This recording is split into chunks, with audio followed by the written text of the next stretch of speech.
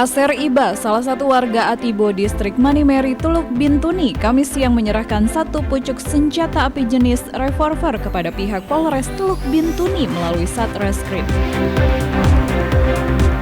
Petrus Kasihiu dan Matret Kokop resmi dilantik oleh Gubernur Papua Barat sebagai Bupati dan Wakil Bupati Kabupaten Teluk Bintuni periode 2021-2024.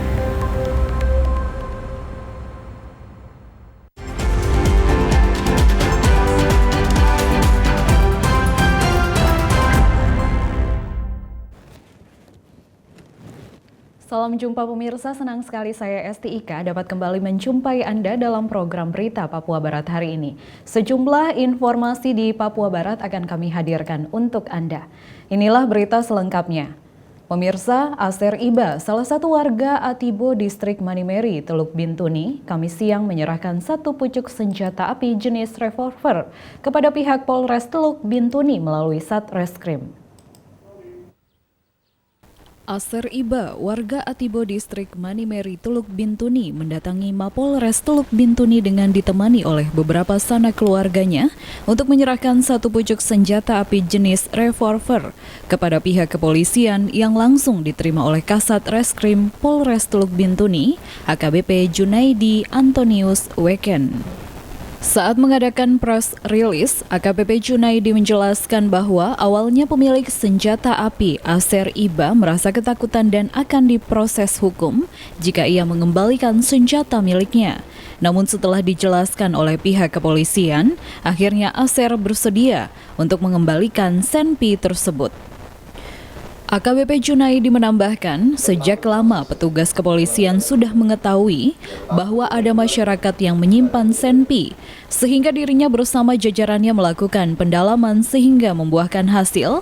Selain itu, senjata api milik Aser selama ini disimpan oleh orang tuanya guna keperluan tertentu seperti membayar mas kawin.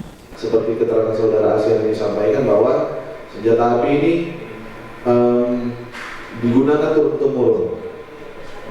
turun-temurun yang akhirnya sudah menjadikan suatu adat dalam keluarga atau dalam perkumpulan masyarakat menjadi mas kawin. Bisa digunakan untuk mas kawin dan bisa juga untuk bayar kalaupun ada kejadian menimpa masalah bayar denda gitu ya, untuk ganti senjata. Bisa juga seperti itu. Senada dengan Kasat Reskrim, Aser Iba kepada awak media mengatakan senjata api yang ia pegang adalah peninggalan orang tuanya dan dipakai untuk membayar mas kawin. Itu sudah lama, peninggalan dari dulu, sudah lama. Sudah lama sekali? Sudah lama, makanya tinggal di Bapak, Petar Bahum ini sudah, saya ambil, sudah. Makanya saya lebih bagus, saya serahkan saja ke polisian saja. Saya tidak mau untuk ini dapat risiko berat. Jadi selama ini senjata itu digunakan untuk apa? Tidak dipakai. Tidak dipakai. Iya, cuma untuk pakai bayar mas kawin. Pakai bayar mas kawin saja. Terkait dengan penyerahan senjata api oleh Aser Iba, Kasat Reskrim pun menghimbau kepada masyarakat untuk tidak menyimpan senjata api. Ia pun menjamin bahwa jika masyarakat yang dengan sukarela menyerahkan senjata api, maka mereka tidak akan diproses secara hukum. Dari Teluk Bintuni, Valentino Wanma, TVRI Papua Barat melaporkan. Ratusan anggota Satuan Polisi Pamong Praja dan pemadam kebakaran Kabupaten Kaimana melakukan aksi protes yang berujung terhadap pemalangan kantor Satpol PP di kawasan Pasir Lombok, Kaimana pada Kamis 17 Juni. Dengar, kita tidak berurusan dengan pihak lain, makanya jangan tertib. Yang ketiga, pemalangan kantor ini hanya personal. Setelah memalang kantor Satpol PP dan Damkar dengan menggunakan balok kayu, selanjutnya ratusan anggota Satpol dengan menggunakan kendaraan menuju ke pos pemadam kebakaran Damkar di Jalan Kroy, Kaimana.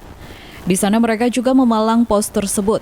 Bukan hanya memalang, mereka juga mengeluarkan air dari dalam tangki mobil pemadam kebakaran. Aksi protes dan pemalangan kantor dilakukan terkait telah ditertibkannya surat keputusan tentang pemberhentian serta pengangkatan tenaga kontrak baru pada kantor Satpol PP dan Damkar Kaimana.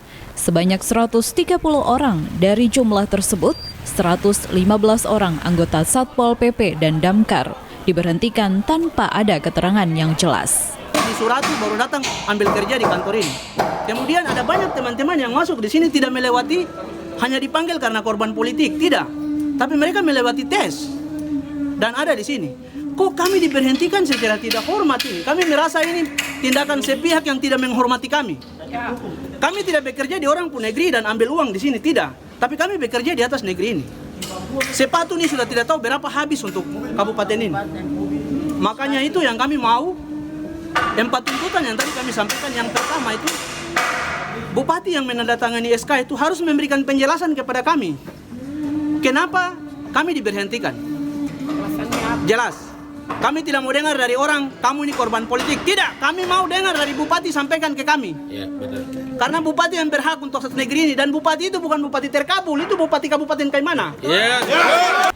Dikatakan Edorway, pihaknya juga meminta pemerintah daerah Kaimana untuk segera membayarkan hak mereka atau gaji yang belum terbayarkan sesuai SK kontrak, yakni sampai 31 Desember 2021 mendatang. Dalam tuntutan juga, mereka meminta Pemda Kaimana untuk memberikan SK pemberhentian, serta surat pengalaman kerja kepada 115 anggota Satpol PP dan Damkar yang diberhentikan. Awal ya, jadi kenapa sampai terjadi pemalangan hari ini? Karena kami menerima SK pergantian tenaga kontrak di tengah-tengah ketika kami bekerja di tengah tahun kerja batas apa? Kontrakan kami ini diputuskan. Sebenarnya kan kami harus sampai tanggal 31 Desember. Nah, itu yang menjadi tuntutan. Kemudian yang berikut, SK-nya itu tidak diberikan oleh kantor kami. SK apa? Penetapan anggota baru masuk untuk bekerja. Kami tidak bermasalah dengan SK yang baru. Yang kami minta itu kantor ini memberikan kami SK pemberhentian. Karena SK lama itu mempekerjakan kami sejak 4 Desember sampai dengan 4 Januari sampai 31 Desember. Itu yang menjadi tuntutan kami. Dan teman-teman yang kerja di Satpol ini sudah hampir 15 tahun. Ada yang sudah 10 tahun, 7 tahun bekerja di sini. Kami datang ke sini untuk masuk kerja ini, orang tidak pergi panggil ketong di jalan. Setelah melakukan pemalangan di pos Damkar, ratusan anggota Satpol bertolak menuju ke kantor DPRD Kaimana guna mengadukan apa yang dihadapi oleh mereka ke anggota DPRD Kaimana. Pantauan wartawan, selang beberapa lama pasca pemalangan yang dilakukan oleh ratusan anggota Satpol PP, dibuka oleh sekelompok warga yang tidak menginginkan aktivitas pelayanan kepada masyarakat terganggu akibat pemalangan tersebut. Puluhan warga ini juga menuju ke kantor DPRD Kaimana. Karena tidak terima apa yang dilakukan oleh sekelompok warga ini, anggota Satpol PP merasa dirugikan dan terjadilah kericuhan hingga nyaris bentrok.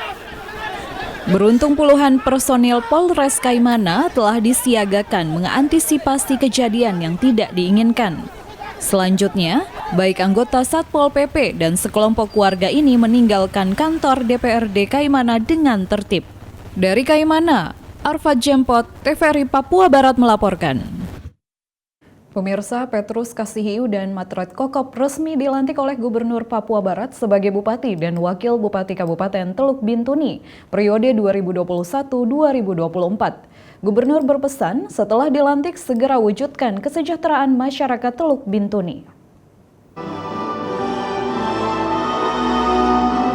Gubernur Papua Barat Domingus Mandacan melantik Petrus Kasihiu sebagai Bupati dan Matret Kokop sebagai Wakil Bupati Kabupaten Teluk Bintuni periode 2021-2024 Jumat 18 Juni 2021 bertempat di Gedung Auditorium PKK Provinsi Papua Barat. Gubernur Papua Barat Domingus Mandacan dalam sambutannya mengatakan, dengan dilantiknya Bupati dan Wakil Bupati Teluk Bintuni yang definitif merupakan kepercayaan masyarakat. Pemilu sudah berakhir saat ini. Mari wujudkan kehadiran pemerintah di Kabupaten Teluk Bintuni dengan mensejahterakan masyarakat dengan menyiapkan semua kebutuhan masyarakat. Dengan dilantiknya Bupati dan Wakil Bupati Teluk Bintuni hari ini merupakan suatu kepercayaan masyarakat kepada saudara berdua. Oleh karenanya saya sampaikan bahwa mulai saat ini saudara berdua adalah milik seluruh lapisan masyarakat Kabupaten Teluk Bintuni. Perbedaan, pertentangan, dan permasalahan yang terjadi dalam pelaksanaan pilkada yang sudah dilalui hendaknya lebur dan luluh dalam satu kebersamaan dan segera mungkin mewujudkan kesejahteraan dan kemakmuran bagi masyarakat di Kabupaten Teluk Bintuni melalui janji-janji pada saat kampanye, memastikan setiap rakyat di seluruh pelosok wilayah bisa merasakan kehadiran pelayanan pemerintah dalam kehidupan sehari-hari, memastikan semua rakyat di daerah yang saudara pimpin mendapat air bersih, memperoleh listrik, menikmati layanan transportasi yang terjangkau serta bisa mengakses layanan pendidikan dan kesehatan dengan kualitas yang baik, memberikan dukungan dan mengambil langkah-langkah yang maksimal dalam menginisiasi lingkungan kerja yang sadar hukum dalam kaitannya dengan upaya pemberantasan korupsi di daerah. Fakta integritas yang saudara berdua sudah tanda tangani di hari ini sebagai wujud komitmen terhadap pelaksanaan pencegahan dan pemberantasan korupsi di daerah. Saya juga mengharapkan kepada saudara Bupati, Wakil Bupati. Lebih lanjut ditambahkan Gubernur Papua Barat kepada seluruh komponen masyarakat dapat menerima dan mendukung sepenuhnya Bupati dan Wakil Bupati yang baru dilantik dalam menjalankan tugasnya sesuai visi dan misi untuk bersama membangun masyarakat di Kabupaten Teluk Bintuni. Kesempatan yang baik ini saya juga mengimbau kepada segenap komponen masyarakat hendaknya dapat menerima dan mendukung sepenuhnya Bupati dan Wakil Bupati yang baru dilantik dalam menjalankan tugasnya sesuai visi dan misi yang disampaikan pada saat kampanye. Hal ini penting karena proses pilkada yang lalu jangan pernah diartikan sebagai jurang pemisah antara satu kelompok dengan kelompok lainnya, namun justru harus dijadikan sarana untuk semakin mendewasakan seluruh pemangku kepentingan dalam berpolitik yang kemudian diwujudkan dalam sebuah kebersamaan untuk membangun masyarakat di Kabupaten Teluk Bintuni. Di sisi lain, Domingus Mandacan berharap kepada Petrus Kasihiu dan Matrat Kokop agar dapat melaksanakan penanganan pencegahan COVID-19 di Kabupaten Teluk Bintuni dan tetap komitmen dalam pencegahan dan pemberantasan korupsi sesuai dengan fakta integritas yang telah ditandatangani. Jimmy Tabisu, TVRI Papua Barat melaporkan. Pemirsa, melantik Ketua Tim Penggerak PKK Kabupaten Teluk Bintuni, Yuliana Mandacan berharap anggota Tim Penggerak PKK Kabupaten Teluk Bintuni bisa menjadi agen perubahan dalam mencegah penyebaran COVID-19. Hal tersebut disampaikan Ketua Tim Penggerak PKK Provinsi Papua Barat, Yuliana Mandacan, usai melantik Ketua Tim Penggerak PKK Kabupaten, Nyonya Priska Prisilia Kasihiu, Jumat 18 Juni 2021 yang berlangsung di Gedung Auditorium PKK Provinsi Papua Barat. Yuliana Mandacan dalam sambutannya mengatakan program kerja Tim Penggerak PKK harus terus dilaksanakan walaupun terkendala geografis wilayah di Papua Barat. Hingga saat ini kita masih diperhadapkan dengan masalah COVID-19. Sehingga tugas tambahan yang harus dilakukan Tim Penggerak PKK harus menjadi agen dalam mencegah penyebaran COVID-19. Yang saya kasihi, disadari kondisi geografis Papua Barat sangat unik. Dari kondisi ini kadang menjadi penghalang untuk melaksanakan program kerja yang ada. Terutama pada saat ini kita masih diperhadapkan dengan pandemi COVID-19. Kita mempunyai tugas tambahan untuk menyuluh kepada masyarakat tentang hidup dengan tatanan normal baru. Saya berharap sebagai penyuluh kita mulai dari diri kita sendiri, bagaimana hidup dengan tatanan normal baru, taat protokol kesehatan dengan menerapkan 3M, yaitu memakai masker, mencuci tangan pakai sabun, dan menjaga jarak di kerumunan. Dan juga penyadaran untuk memakan makanan yang bergizi dan dimasak dengan baik. Hal lain yang diingatkan kepada seluruh anggota tim penggerak PKK di kabupaten kota agar dapat terus mengembangkan diri mengikuti perkembangan zaman saat ini dengan selalu melakukan komunikasi sehingga program-program PKK dapat terus berjalan. Perkembangan teknologi, perubahan pergeseran tata nilai di tengah-tengah masyarakat juga merupakan hambatan kita. Selaku fungsi fasilitator di tengah-tengah masyarakat, kita dituntut untuk terus belajar agar dapat memberdayakan diri secara maksimal. Mari kita belajar bersama untuk meningkatkan kapasitas diri sesuai kebutuhan dan tuntutan kondisi yang kita hadapi. Saya berharap koordinasi dan konsultasi tetap terus dilakukan untuk menjangkau kesulitan pelaksanaan program di lapangan. Kesulitan di kabupaten juga menjadi kesulitan kami di provinsi. Mari kita bergandengan tangan untuk terus bersama mewujudkan keluarga sejahtera dalam wadah PKK. Dari tempat ini kami mohon izin dan Agar 10 program PKK dapat terlaksanakan di Kabupaten Teluk Bintuni, diharapkan kepada pemerintah agar dapat mendukung program-program PKK, sehingga PKK sebagai mitra pemerintah dapat menjalankan tugas dan fungsinya dalam membina masyarakat. Jimmy Tabisu, TVRI Papua Barat melaporkan. Informasi selanjutnya akan hadir setelah jeda berikut ini, tetaplah bersama kami.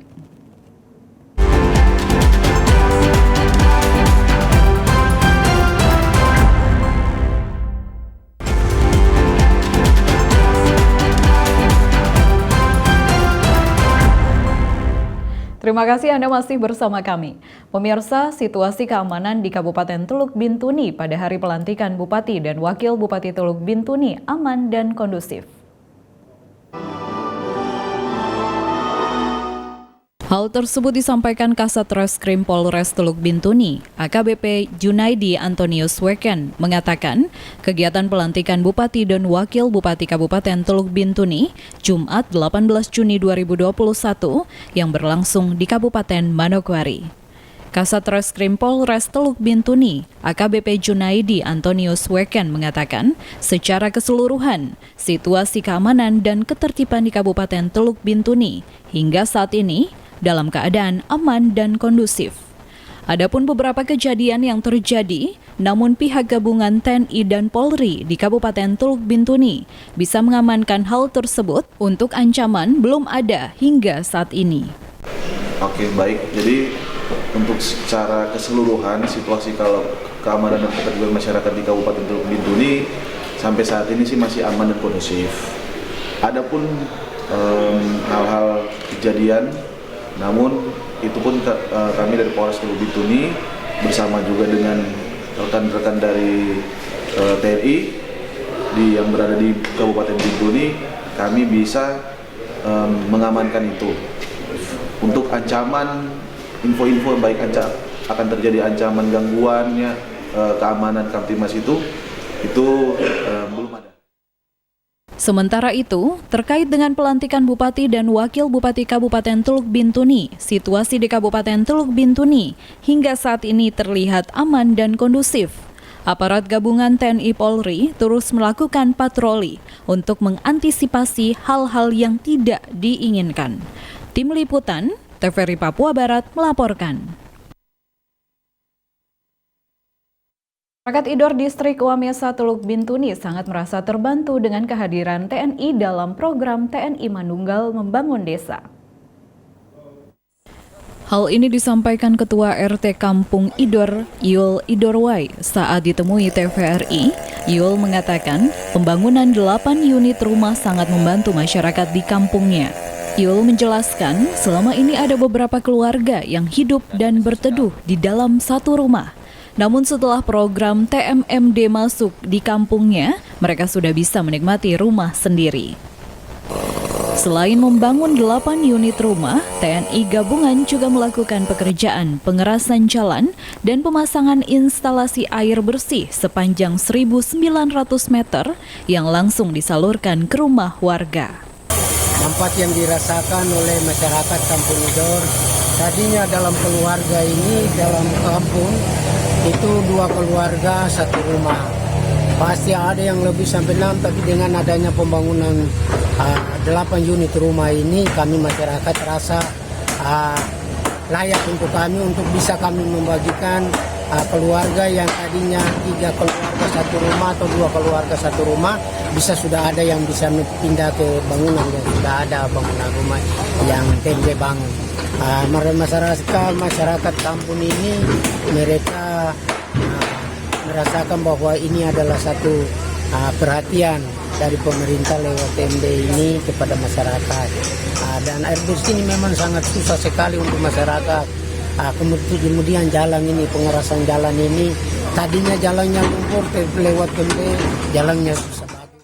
Saat ini, pengerjaan instalasi saluran air bersih sudah mencapai 44,15% semenjak Pratem MD. Hal ini dikarenakan adanya kerjasama yang baik antar warga dan TNI yang bahu-membahu membangun kampung mereka. Dari Teluk Bintuni, Valentino Wanma, TVRI Papua Barat melaporkan.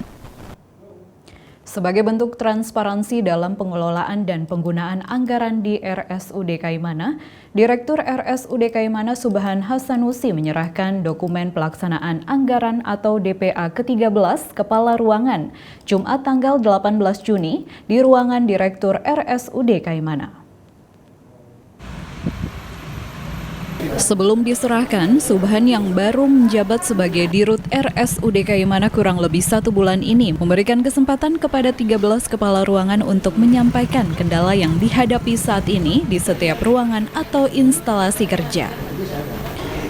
Kepada wartawan usai penyerahan, Subhan mengatakan apa yang dilakukan ini sebagai bentuk transparansi serta merubah gaya kepemimpinan tentang keterbukaan informasi kepada publik, sehingga akan berdampak kepada pelayanan kepada masyarakat.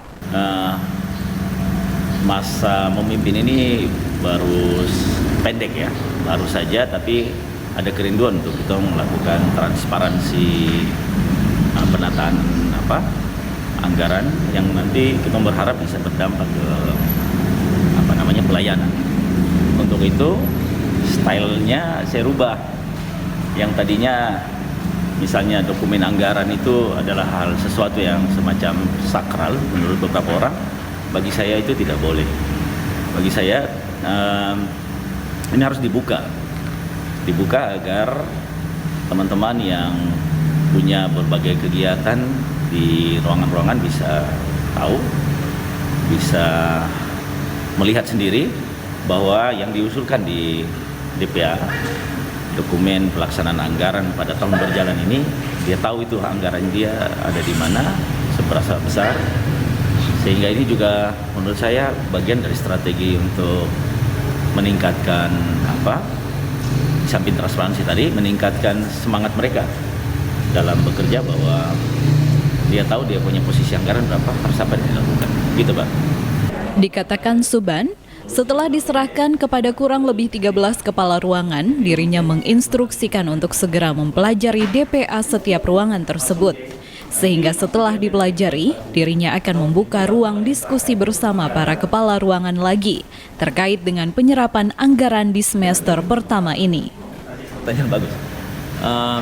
Saya kasih dokumen anggaran, dokumen pelaksanaan anggaran yang ada isinya di dalam itu terkait dengan item-item pembelanjaan, agar mereka bisa mempelajari. Kalau misalnya dia ada di bidangnya, dia akan fokus mempelajari di situ. Kemudian saya akan buka forum 3 hari ke depan atau bisa 1 minggu. Forum itu saya akan mengundang itu orang keuangan, kemudian bagian keuangan, bagian program, bagian kepegawaian, dan kita diskusi sama-sama di situ. Ini di tengah tahun ini, anggaran ini sudah berapa yang terserap, berapa yang belum. Item ini misalnya ada poin, misalnya pembelanjaan alat misalnya ya, alat WSG. WSG ini sudah belanja belum? Anggaran berapa? Kapan belanjanya? Nah, itu yang harus dijawab oleh teman-teman yang ada di bidang terkait.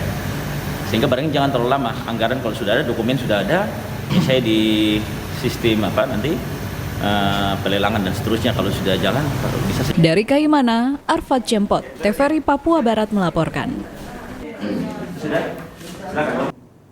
Informasi selanjutnya akan hadir setelah jeda berikut ini, tetaplah bersama kami.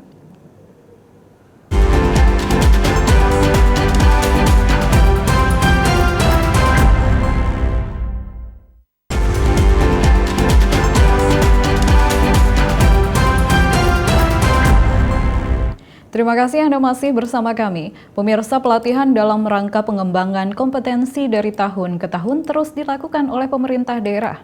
Untuk itu, Asisten 2 Setda Manokwari harapkan dinas terkait terus lakukan monitoring kepada peserta usai pelatihan dilakukan.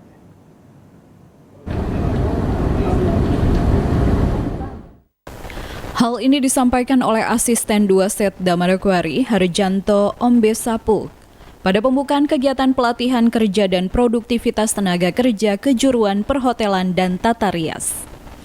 Dikatakan Harjanto bahwa pelatihan-pelatihan serupa dari tahun ke tahun terus dilakukan oleh OPD terkait. Namun yang menjadi pertanyaan bagi Asisten 2 Setda Manokwari, yaitu apakah para peserta usai mengikuti latihan telah melanjutkan apa yang didapat saat pelatihan dengan memiliki tempat usaha? Karena menurut Harjanto, jika dilihat dari banyaknya kegiatan pelatihan yang dilakukan oleh pemerintah daerah, maka Manokwari telah memiliki tenaga kerja kompetensi yang cukup di dunia kerja, khususnya wirausaha. Yang seperti sekarang, baik itu dari Dinas Tenaga Kerja, dari Dinas Pemberdayaan Perempuan, dan Dinas Koperasi dan UKM, setiap tahun itu diadakan pelatihan-pelatihan. Namun sampai dengan saat ini, khususnya peserta pelatihan ini, mungkin sudah ada yang punya tempat khusus untuk pelatihan atau membuka tempat untuk wirausaha. Lebih lanjut disampaikan Asisten 2 Setda Manokwari agar kedepannya OPD terkait jika melakukan pelatihan-pelatihan serupa untuk tetap melakukan monitoring dan juga pendampingan. Peserta pelatihan ini apakah sudah berjalan atau belum? Jadi ini kan kita dari Dinas Teknis, ini harus adakan monitoring. Kita harus adakan monitoring sehingga pelatihan seperti begini, adik-adik ini kalau sudah punya tempat khusus, berarti kita selalu membimbing mereka.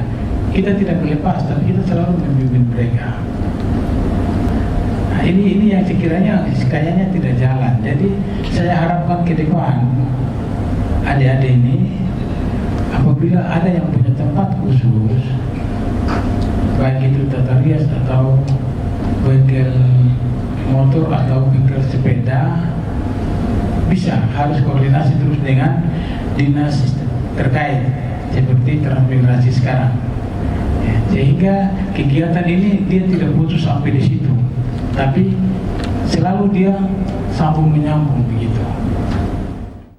Pemerintah daerah juga harus mempunyai inisiatif sehingga setelah melakukan pelatihan harus dilakukan juga monitoring kepada para peserta, sehingga pelatihan pemerintah untuk menyiapkan tenaga kerja yang kompeten bukan hanya sebatas pelatihan, namun lebih lanjut ada pembinaan dan pendampingan.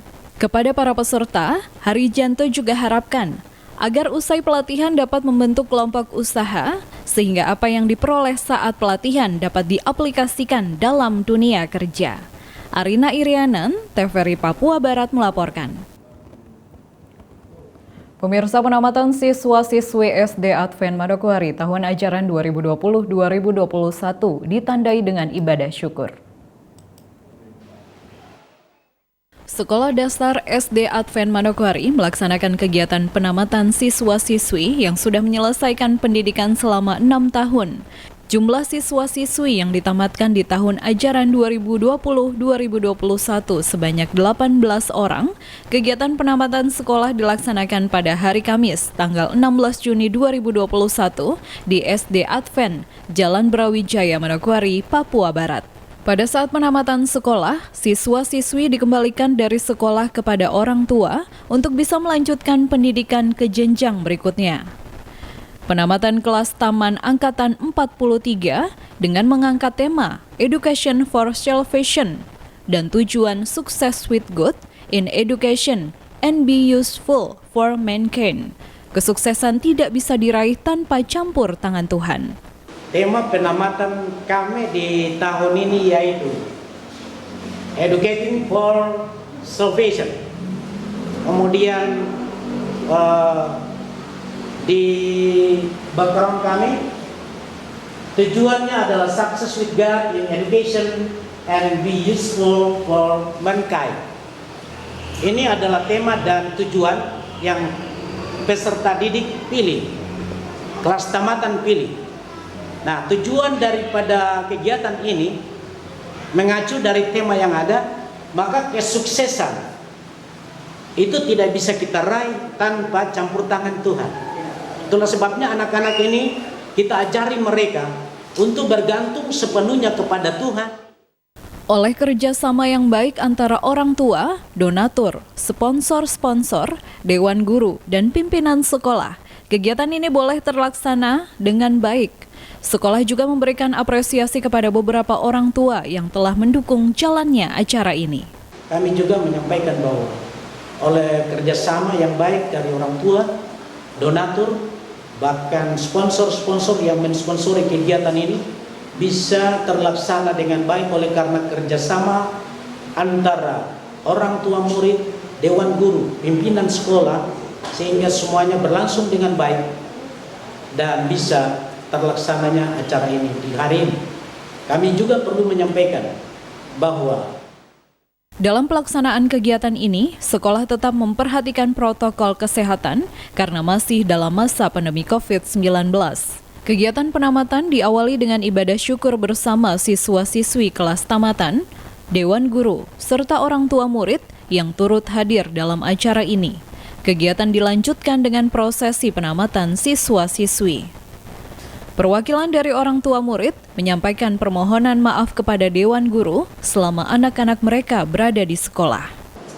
Para guru, dewan guru yang setia mendidik anak-anak kami sampai saat ini bisa tamat. Saya juga mewakili orang tua murid, kami menyampaikan permohonan maaf selama anak-anak kami ada di sekolah ini mungkin tidak dengar-dengaran, mungkin lambat mengumpul tugas, mungkin malas sekolah, mungkin bayar SPP-nya tidak tepat waktu. Ya, saya mewakili orang tua murid, kami menyampaikan permohonan maaf dan kami. Penerimaan siswa-siswi di tahun ajaran baru akan dilaksanakan pada tanggal 10 Juli 2021 dengan harapan orang tua dapat membawa anak-anak untuk mendaftarkan pada waktu yang ditentukan. Maria Talim Bekas, TVRI Papua Barat melaporkan. Kami kelas tamatan angkatan. Informasi tadi sekaligus menutup jumpa kita dalam program Berita Papua Barat hari ini. Kami tetap mengajak Anda untuk selalu mengikuti protokol kesehatan agar bersama semua pihak dapat memutus mata rantai penyebaran COVID-19. Mewakili kerabat kerja yang bertugas, saya Esti Ika mengucapkan terima kasih dan sampai jumpa.